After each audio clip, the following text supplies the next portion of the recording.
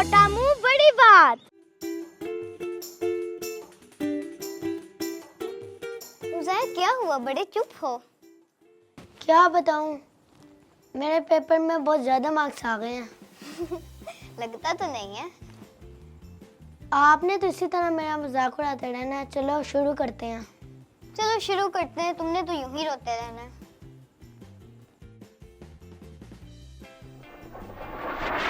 Welcome दोस्तों, छोटा मुंह बड़ी बात में मैं आप सबको खुशामदीद करती हूँ। मैं हूँ आपका प्यारा सा उज़ाया और मैं हूँ रेचल।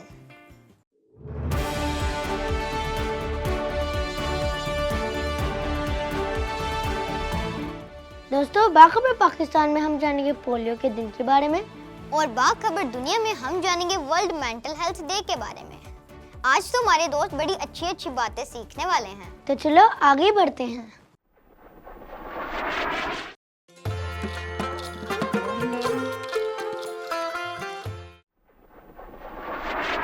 दोस्तों, पोलियो का दिन 24 अक्टूबर को मनाया जाता है। पोलियो की वैक्सीनेशन बच्चों के लिए बहुत जरूरी होती है। इसकी अवेयरनेस सबको होनी चाहिए।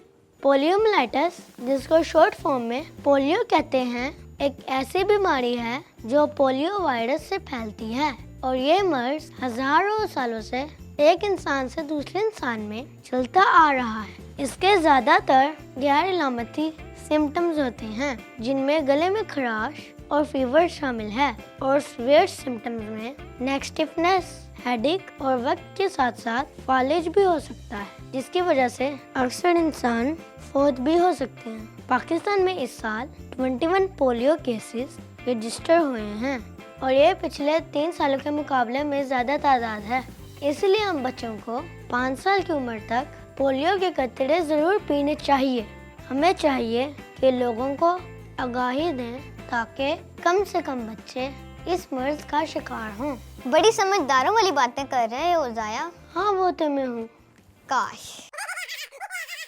रेचल, आपने तो इसी तरह बोलते रहना है। चलो आगे बढ़ते हैं। पोलियो एक बीमारी है जिसमें बच्चों के हाथ पांव काम करना छोड़ देते हैं। मैंने एक बच्चे को देखा था, वो बचपन से चल नहीं था सकता। उसके मम्मी पापा कहते थे उसको पोलियो है। छोटी एज के बच्चों को पिलाए जाते हैं, 5 साल के बच्चों तक पिलाए जाते हैं। हमारे दोस्त तो लाजवाब हैं। हाँ बिल्कुल। हमें पोलियो के बारे में बच्चों को बताना चाहिए। हाँ बिल्कुल, ताकि हमारे दोस्तों को पोलियो वैक्सीन की अहमियत का पता चल सके। तो चलो फिर आगे बढ़ते हैं।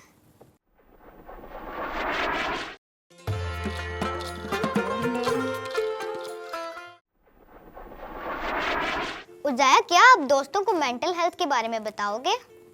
आप ये बता दो, मैं तो बहुत थक गया हूँ, मैं रेस्ट करना चाहता हूँ। हाँ, करने देती मैं रेस्ट आपको। कौन सा भाग कर आए हो?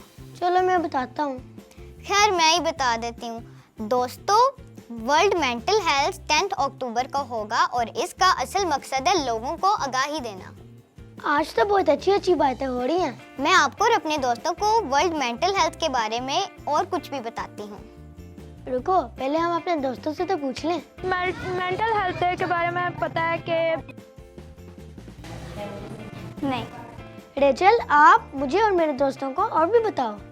वर्ल्ड मेंटल हेल्थ डे, जो कि एक इंटरनेशनल डे है, ये दिन पहली दफा 10 अक्टूबर 1992 में सेलिब्रेट हुआ और इसका असल मकसद लोगों को मेंटल हेल्थ से आगाह करना है। आजकल बच्चों की मेंटल हेल्थ बहुत मुतासिर हो रही है, जिसकी मेजर रीजन स्कूल में काम का प्रेशर, बच्चों में बेहतरीन कारकर्दगी का दबाव, वीडियो गेम्स और सोशल मीडिया की वजह से फिजिकल एक्टिविटीज में कमी है। और आपको बताती चलूं कि इस बार का थीम ये है कि हमें काम से ज्यादा अपनी मेंटल हेल्थ पे ध्यान देना है। एक आर्टिकल के मुताबिक मेंटल हेल्थ इश्यूज आम हो चुके हैं और हर ऑफिस में 6 में से 1 शख्स मेंटल हेल्थ इशू का शिकार है। देखा जाए तो खुश रहने वाला शख्स 13% ज्यादा काम करता है।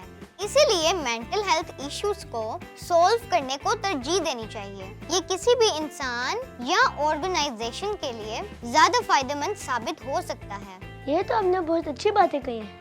लेकिन मैं सोच रही थी कि जब हमारे पेरेंट्स काम से घर वापस आते हैं तो हम उनके लिए ऐसा क्या कर सकते हैं। अगर हम अपने पेरेंट्स की बात माने तो वो बहुत खुश होंगे। आज हमारे साथ एक एक्सपर्ट भी मौजूद है, चले उनसे भी मालूमात लेते हैं। मेंटल हेल्थ का बच्चों की सेहत पर क्या असर पड़ता है? तो अगर बच्चों की मेंटल हेल्थ के बारे में बात की जाए तो बच्चों की मेंटल हेल्थ में सबसे पहले पार्टिसिपेशन स्कूल, पेरेंट्स, फ्रेंड्स और घर वालों को करनी चाहिए। जिस तरह छोटी छोटी चीज़ों में अगर उनको किसी से कंपेयर किया जाए तो वो अपने सेल्फ डाउट्स क्रिएट कर लेते हैं, और छोटी छोटी चीज़ों में अगर उनको ये कहा जाए कि आपने ऐसे नहीं करना, आपने वैसे नहीं करना, तो उनके लिए वो भी बहुत ज़्यादा जो है एक स्ट्रेसफुल और एक बहुत सिचुएशन वैसी क्रिएट हो जाती है जिसमें वो सोचते हैं कि हमने कुछ शायद गलत कर दिया है, हमसे कुछ ठीक नहीं हो सकता।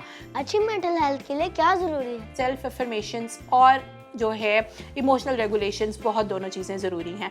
सेल्फ एफर्मेशंस में अगर देखा जाए तो ये है कि अगर आप बच्चे को ये सिखाएं कि आप जब भी कमज़ोर महसूस करें तो शीशे के सामने खड़े होकर ख़ुद को बताएं कि मैं बहुत मजबूत हूँ, मैं बहुत स्ट्रॉन्ग हूँ, और इस तरह की एक्सरसाइजेज रेगुलरली जो पेरेंट्स हैं उनके साथ वो करते रहें, तो ये है कि बच्चों के ज़हनी तौर पर बहुत ज़्यादा तब्दीलियाँ आएंगी, और उसके टॉप पर ये होगा कि बच्चों के अंदर जो उनकी खुद एतमादी है वो बहुत ज़्यादा बढ़ेगी। बच्चों को अपना फ्री टाइम कैसे गुजारना चाहिए ताकि उनकी मेंटल हेल्थ अच्छी रहे? तो सबसे पहले तो यह है कि बच्चों को अपने पसंदीदा मशगले पर, अपनी हॉबीज़ पर काम करना चाहिए कि जो वो करना पसंद करते हैं, जिसमें एक सिंपल कलरिंग भी आ सकती है, जिसमें एक सिंपल पेंटिंग भी आ सकती है, जिसमें बहुत सिंपल टावर बिल्डिंग भी आ सकती है, जिसमें आप अपने फ्री टाइम में जाकर अपना मी टाइम बुक रीड करके भी स्पेंड कर सकते हैं।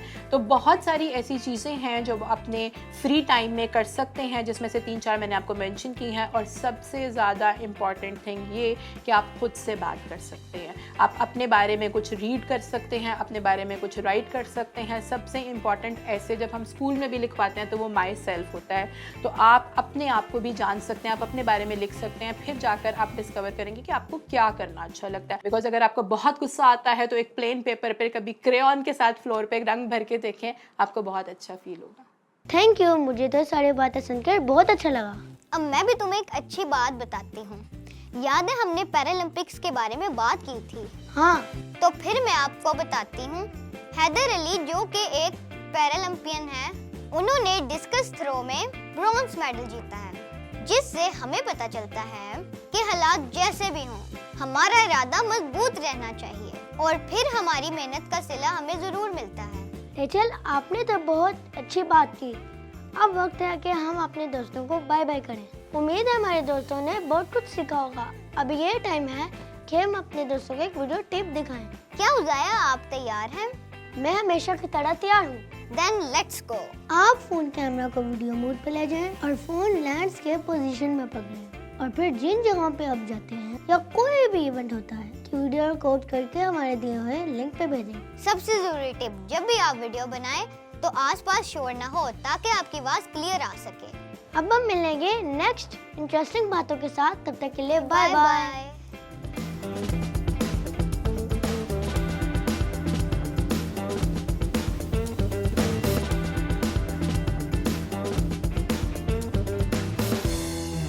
छोटा मुंह बड़ी बात।